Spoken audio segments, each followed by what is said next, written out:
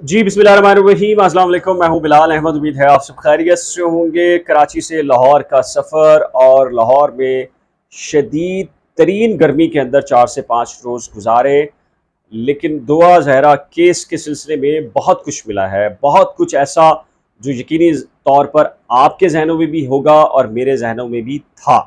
उसको ना सिर्फ क्लियर करना था बल्कि आप तक भी वो मालूमात पहुँचानी थी। और लाहौर की शदीद तरीन गर्मी, हब्स के माहौल के अंदर, धूप के अंदर मैं मुसलसल 3 से 4 रोज़ तक घूमता रहा, मालूमात इकट्ठी की। बुनियादी तौर पर जो आपके सवालात थे और जो मेरे ज़हन के अंदर भी सवालात थे, वो एक जैसे ही थे और उनकी तलाश में था और वो सवालात के जवाबात मुझे मिले हैं। मैं एक-एक करके आपके सामने इस व्लॉग से शुरू कर रहा हूँ, आपके तमाम तर सवालों के जवाबात की तरफ। दो बुनियादी सवाल थे। एक तो सवाल ये था कि दुआ ज़हरा इस वक्त किस कंडीशन में है लाहौर में, मर्जी से है या ज़बरदस्ती है। और दूसरा सवाल ये था कि ज़हीर का ताल्लुक कहाँ से है, उसके आबा व अजदाद का बैकग्राउंड क्या है, ज़हीर ने दुआ को कैसे रखा हुआ है, अगवा करके रखा हुआ है, खुशी से रखा हुआ है। ज़हीर के पास इतना पैसा कहाँ से आ रहा है कि वो वकील भी कर रहा है, घूम फिर भी रहा है और दुआ ज़हरा को नूडल्स भी खिला रहा है, जैसे कि इंटरव्यूज़ आए और दुआ ज़हरा ने कहा। तो इसके लिए बहुत सारे लोग परेशान भी थे। यकीनी तौर पर ये सवालात ज़रूर उठते हैं और मैंने लाहौर जाकर इन बुनियादी दो सवालों के ऊपर काम शुरू किया, लेकिन मुझे बहुत सारे ऐसे जवाबात मिले हैं और बहुत सारी ऐसी मालूमात है तहलका खेज़।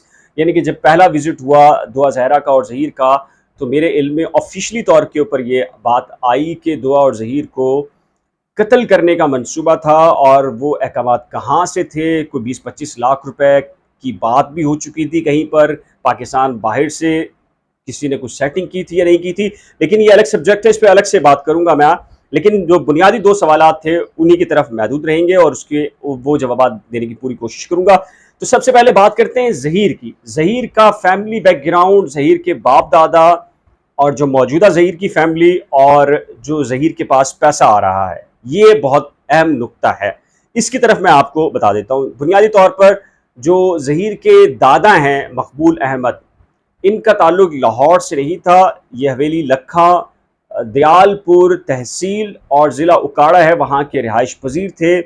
और मकबूल अहमद से जितने भी बेटे थे, यानी कि ज़हीर अहमद के वालिद, चचा ताया, वो तमाम की तमाम एक एक करके पंजाब यूनिवर्सिटी में लोअर ग्रेड के ऊपर यानी कि बतौर ड्राइवर वो सारे के सारे भर्ती हुए। और इस तरीके से ये फैमिली आहिस्ता आहिस्ता ज़िला उकाड़ा से लाहौर मुंतकिल हुई।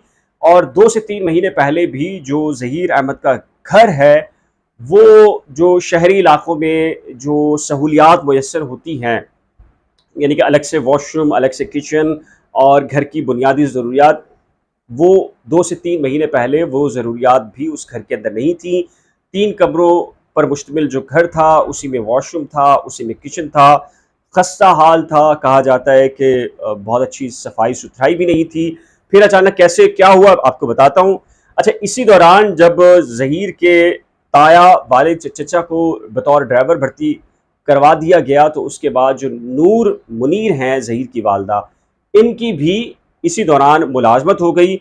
और 6 जून 2011 को अचानक से मुनीर अहमद, जो कि ज़हीर अहमद के वालिद हैं, उन्हें हार्ट अटैक हुआ दौरान ड्यूटी और ऑन ड्यूटी उनका इंतकाल हो गया। जिस पर जो कोटा सिस्टम होता है, सन कोटा होता है, उस पर शब्बीर अहमद, जो कि ज़हीर का सबसे बड़ा भाई है, दरमियान में कदीर अहमद भी है। कदीर अहमद क्या करता है इसके बारे में भी आपको बताऊंगा। तो शब्बीर अहमद को बतौर जूनियर क्लर्क मुलाजमत ऑफर कर दी गई सनकोटे पर। और शब्बीर अहमद भी अब पंजाब यूनिवर्सिटी का बाकायदा एम्प्लॉय है, वालदा अलग से है।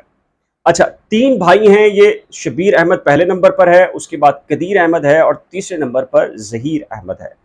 अच्छा, अब ज़हीर कुछ भी कहे कि वो 50,000 कमाता है, 80,000 कमाता है, 70,000 कमाता है, ये मुख्तलिफ उसके दोस्तों के भी दावे रहे, ज़हीर का भी दावा है और कुछ और लोगों के भी दावे रहे कि ज़हीर इतना कमाता है। लेकिन जो मेरे पास जो अथेंटिसिटी जो थी चेक करने की, जब मैंने उसे चेक किया, तो इनकम मंथली बेसिस के ऊपर कोई ऐसा रिकॉर्ड नहीं है। सच कहा जाए कि ज़हीर की इनकम हैंडसम इनकम है, बहुत अच्छी इनकम है उसकी है। अब कह सकते हैं कि पार्ट टाइम के तौर के ऊपर उसे कुछ पैसे बनते हो तो बनते हो, लेकिन मुझे इसका ऐसा कोई रिकॉर्ड नहीं मिला, ऐसा कोई शख्स नहीं मिला जो उसको वेरीफाई कर दे कि जी वाकई तौर पर मंथली 70-80 हज़ार या लाख या 50 हज़ार उसको बनते हो। लेकिन ये पता चला है कि FSC pre medical Punjab university का वो बाकायदा स्टूडेंट है। और इस सिलसिले में मैं पंजाब यूनिवर्सिटी के अंदर भी गया हूँ। पंजाब यूनिवर्सिटी में मैंने क्या किया है, किन किन से मेरी बात हुई है, ये एक नया सब्जेक्ट है क्योंकि टैक्सी ड्राइवर और पंजाब यूनिवर्सिटी में संडे को बंद, वो अलग से है, उस पर अलग से बात करेंगे। अच्छा जी, 3 भाई हैं ये, और अब उनकी फैमिली में चौथी उनकी वालदा हैं शब्बीर अहमद जो हैं, उनकी भी मिसेज हैं। लेकिन फिर ज़हीर अहमद के पास ये पैसा कहाँ से आ रहा है, इस पैसे को बताने से पहले मैं आपको बता देता हूँ कि जब मुनीर अहमद जो कि ज़हीर के वालिद थे, उनका इंतकाल हुआ तो उनको पेंशन मिली और ग्रेजुएटी होती है और बहुत कुछ मिलता है पंजाब के अंदर। तो और उनकी जो वालदा हैं नूर मुनीर, ज़हीर की वालदा, उन्होंने क्या किया कि बहरिया आर्किड में जो लाहौर के मुख्तलिफ बहरिया के प्रोजेक्ट्स हैं उनमें से एक है, उस वक्त 10, 12 और 15 लाख के 3 प्लॉट्स, एक शब्बीर के नाम, एक कदीर के नाम और एक ज़हीर के नाम, ये ख़रीदा और ख़रीद कर ये रख लिया। लेकिन 2 से 3 महीने पहले तक जो ज़हीर की फैमिली है वो खस्ता हाल घर और उसी जो पुराना स्ट्रक्चर कह लीजिए कि लोअर मिडिल क्लास या लोअर क्लास फैमिलीज़ का होता है, बिल्कुल उसी तरीके से वो अपनी ज़िंदगी गुजर बसर कर रहे थे कि इस दौरान ये वाक़या हो गया। अगवा और दीगर चीज़ें हम अब बाद में डिस्कस करेंगे, लेकिन मैं सिर्फ और ज़हीर की फैमिली का स्ट्रक्चर बता रहा हूँ। अच्छा, अब ज़हीर के पास एकदम से ये पैसे कहाँ से आ रहे हैं, ये बहुत अहम और बुनियादी नुक्ता है। मैं आपको बताता हूँ कि जैसे ही ये दुआ, ज़हरा और ज़हीर का मामला आया तो डेफिनेटली उनकी फैमिली के पास, सच्ची बात तो ये है जो मालूमात मैंने इकट्ठी की, कहीं से कोई पैसा उनके पास पहले से मौजूद था ना जमा था वो। और जो आपको पता है कि ड्राइवर और क्लर्क, जूनियर क्लर्क और ग्रेड 1, 2 पे मुलाजमत हो तो इंसान के पास कितनी मुलाजमत पैसा हो सकता है, वो गुजर बसर ही हो सकती है उसके अंदर। तो जो फिर मैंने अपनी सोर्सेज से पूछा, कंफर्म किया और फिर वेरीफाई भी किया, उससे पता चला कि जो बहरिया आर्किड में जो शब्बीर अहमद का जो प्लॉट था, जो उनकी वालदा ने अब उनके वालिद के इंतकाल के बाद जो पैसा मिला था उनसे लिया था, वो 50 लाख रुपए का फ़रोख्त किया शब्बीर अहमद का प्लॉट। और उसके बाद उसकी जो रकम है वो अभी, चूँकि वो बैंक में ज़रूर आई है, बैंक अकाउंट्स उनके बंद थे, लेकिन वो बतौर कर्जा, जिनसे वो कर्जा ले रहे थे तो उनसे भी मेरी बात हुई, उनको भी मैंने पूछा और कहा कि दिखाएं, कुछ सबूत दीजिए कि आपने वाकई उनको कर्जा दिया है नहीं दिया। उनसे भी मेरी बात हुई और मैंने वो सारी चीज़ें लिखत पढ़त के हिसाबात भी सारी चीज़ें देखी। तो वो पैसा जो इस वक्त ज़हीर के पास या उनकी फैमिलीज वकला के ऊपर खर्च कर रही है, उनके वकला से ही मेरी बात हुई तो वकला को बाकायदा तौर पर अभी तक फ़ीस नहीं मिली, क्योंकि बैंक अकाउंट्स आपके इल्म में है कि सिंध हाई कोर्ट ने मुंजमद कर दिए थे और उसकी जो रेस्टोरेशन है वो उसका प्रोसेस हो चुका है तकरीबन। तो इसलिए वकला भी इस इंतज़ार में है कि जैसे ही वो बैंक अकाउंट्स खुलेंगे तो उनकी जो रकम है वो भी उनको अदा हो जाएगी। तो ये बुनियादी तौर पर ज़हीर के बारे में पता चला। इस तरीके से अगर मैं ये कहूँ कि गैंग के हवाले से कोई ऐसा नुक्ता, मैंने बड़ी कोशिश की ऑफिशियल्स हुकाम से भी पता चल जाए कि ज़हीर के बैकग्राउंड के अंदर ऐसा कोई शख्स, फैमिली नहीं तो दूर का आदमी, जो कि बच्चियों के अगवा और उनको फ़रोग करने के अंदर शामिल रहा हो। तो दूर दूर तक पुलिस रिकॉर्ड, लाहौर पुलिस के रिकॉर्ड या उकाड़ा पुलिस के रिकॉर्ड के मुताबिक उनकी किसी भी फैमिली मेम्बर्स के अंदर इस नौयत का कोई शख्स मौजूद नहीं पाया गया।